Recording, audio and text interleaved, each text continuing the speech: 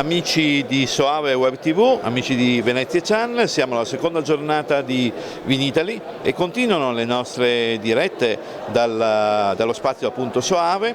Oggi abbiamo un ospite importante, abbiamo il professor Giuseppe Zanin dell'Università di Padova, Dipartimento di Agronomia, che ci parlerà di un progetto, Itaca, che come ha ricordato il direttore Aldo Lorenzoni ha già 1 anno e mezzo di attività sulle spalle. Professore, ci racconti un po' questo progetto?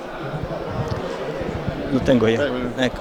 Sì, il progetto è un progetto finanziato dalla Regione Veneto, dal PSR, è un progetto complesso che oltre al Dipartimento di Agronomia vede impegnato il CNR, i 2 consorzi importanti del Veneto, Soave e del Prosecco di OCG, e 2 aziende agricole, un'azienda agricola nella zona di Vidor, nella zona del Prosecco, l'azienda Scandolera, ed una nella zona del Soave, l'azienda Coffele, più Irrigazione Veneta, che ci ha dato una mano nell'allestimento degli impianti fissi.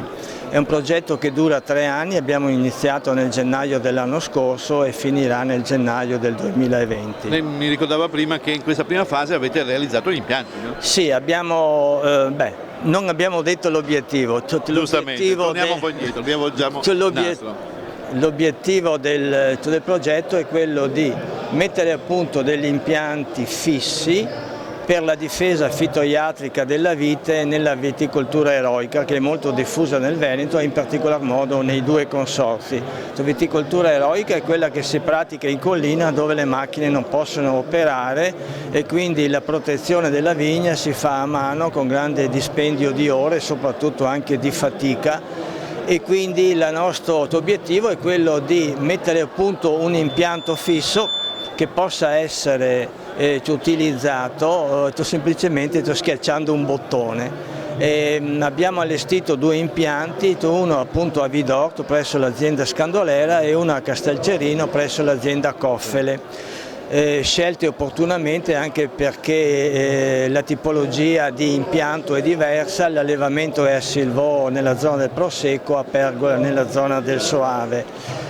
L'anno scorso li abbiamo terminati, li abbiamo collaudati. La difesa fitosanitaria, che inizierà tra poco, verrà praticata nei 2 impianti con l'impianto fisso, e potremo allora fare il confronto tra la difesa nei nostri impianti e quella nelle aziende. E quindi sarà preziosissimo questo confronto, questa raccolta di dati? Sì, sarà preziosissimo, perché ci dirà se effettivamente funzionano e quanto risparmiamo.